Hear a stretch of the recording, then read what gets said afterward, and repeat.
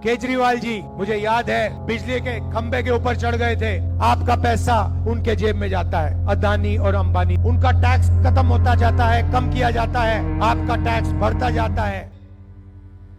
एक नए व्यक्ति आए, केजरीवाल जी कुछ साल पहले आए थे। मुझे याद है बिजली के खंबे के ऊपर चढ़ गए थे। याद है आपको? छोटी सी गाड़ी में घूमते थे शॉल लिए।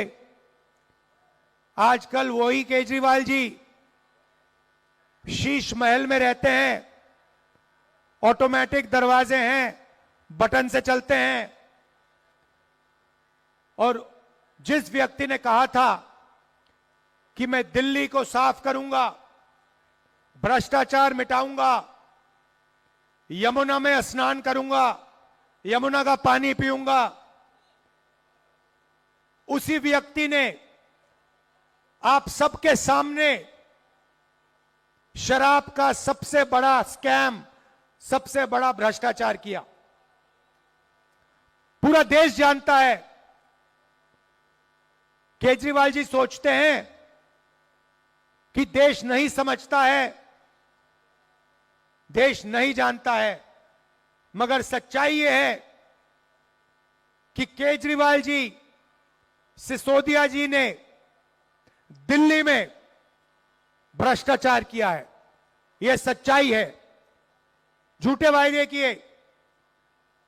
5 साल पहले आए और उन्होंने कहा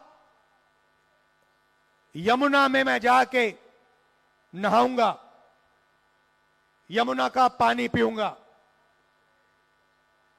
मैं चैलेंज देता हूं केजरीवाल जी, आप दिल्ली के लोगों को गंदा पानी पिलवाते हो,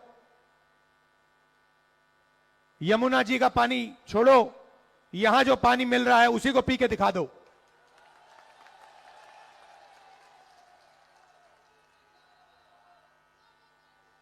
और सबसे जरूरी बात देखिए, बीजेपी हिंसा, नफरत फैलाती है। यहां पे आप याद रखिए, जब यहां पे दंगे हुए, जब यहां लोगों को मारा गया, दिल्ली में लोगों को मारा गया, याद रखिए केजरीवाल जी और उनके पार्टी के लोग, कॉन्स्टिट्यूशन की लड़ाई है, संविधान की लड़ाई है। और देश में 2 विचारधाराएं हैं, एक आरएसएस की विचारधारा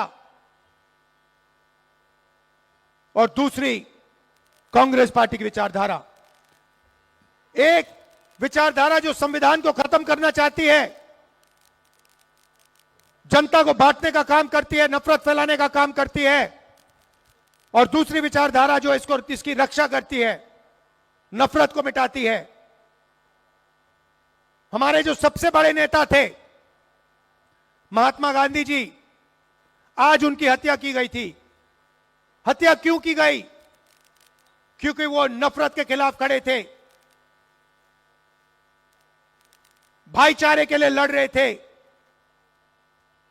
हिंदू, मुसलमान, सिख, ईसाई को जोड़ने का काम कर रहे थे, दलितों की रक्षा कर रहे थे। इसीलिए उनकी छाती में 3 गोली मारी गई। और किसने मारी? वही लोग जिनकी विचारधारा आज हिंदुस्तान को चला रही है। तो यह पुरानी लड़ाई है, और यह लड़ाई 2 विचारधाराओं, 2 सोच के बीच में है। एक तरफ कांग्रेस है, दूसरी तरफ आरएसएस है। आप जानते हो, देश के सब लोग जानते हैं कि राहुल गांधी और कांग्रेस पार्टी बीजेपी के साथ कभी भी कॉम्प्रोमाइज नहीं करेगी, नहीं कर सकती है।